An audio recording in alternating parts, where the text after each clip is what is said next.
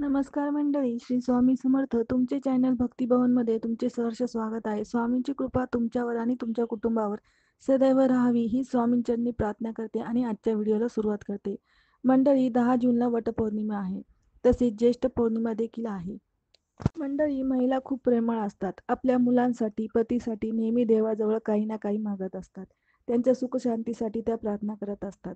10 जूनला वटपौर्णिमा आहे. महिला ह्या आपल्या पतीविषयी जो काही राग असेल ते सगळं विसरून ते आधी उपवास पकडतात आणि वडाची पूजा करतात. वटपौर्णिमेचा उपवास पकडून आपल्या पतीच्या दीर्घ आयुष्यासाठी त्या प्रार्थना करतात. वटपौर्णिमामध्ये पत्नीने पतीसाठी केलेल्या यशासाठी, प्रगतीसाठी आणि भरभराटीसाठी केलेला उपवास. हा उपवास दोघांच्या जीवनामध्ये अत्यंत फलदायी ठरत असतो. मंडळी, ज्येष्ठ पौर्णिमा देखील ही माता लक्ष्मी आणि श्रीहरी विष्णूंना समर्पित आहे.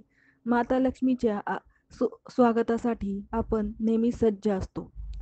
ज्येष्ठ पौर्णिमा असल्यामुळे या दिवशी सकाळी लवकर उठून तुमचे नित्यकर्म उरकून आंघोळ करा. आंघोळ करून करताना पाण्यात हळद टाका, गंगाजल टाकून आंघोळ करा. नंतर सूर्याला अर्घ्य द्या. पाण्यात हळद, अक्षता आणि गूळ टाकून सूर्याला अर्घ्य द्यावे. नंतर घरच्या मंदिराजवळ येऊन सर्व देवांना स्नान करून तुमच्या कुलदेवी, कुलदेवतांचे स्मरण करून त्यांची पूजा करा. तुमचे इष्टदेवताला स्मरण करून त्यांचे नामस्मरण करा. लक्ष्मी मातेला कुंकुमार्चन करा. पौर्णिमेच्या दिवशी माता लक्ष्मीच्या आगमनासाठी सकाळी आणि संध्याकाळी दोन्ही वेळेस दिवे लावावेत. दिवे लावल्याने माता लक्ष्मीचे आपण स्वागत करतो.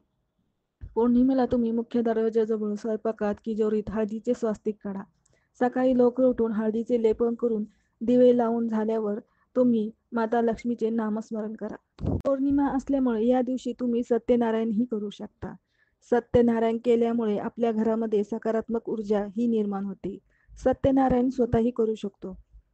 जीवनातील कष्ट दूर होतात. सत्यनारायण केल्यामुळे तुमच्या मनातील इच्छा, आकांक्षा पूर्ण होतात.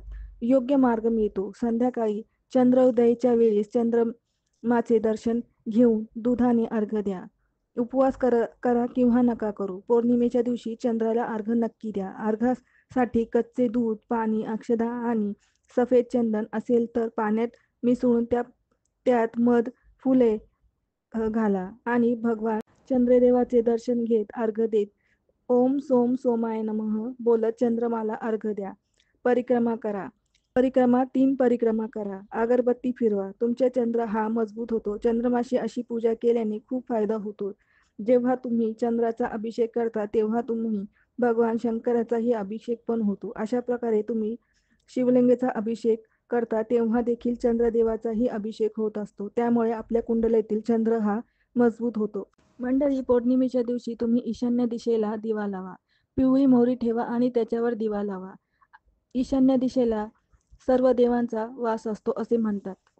मंडळी, पौर्णिमा असल्यामुळे घरामध्ये तुम्ही 5-6 लवंग आणि तेजपत्ता आणि कापूर एकत्र करून जाळून त्याचा धूर संपूर्ण घरामध्ये पसरवा. त्याने माता लक्ष्मी ही आकर्षित होते. अशा प्रकारे तुम्ही वटपौर्णिमा आणि पौर्णिमा नक्की साजरी करा. तुम्हाला नक्की त्याचा लाभ होईल. आता भेटू पुढच्या व्हिडिओमध्ये. तोपर्यंत श्री स्वामी समर्थ.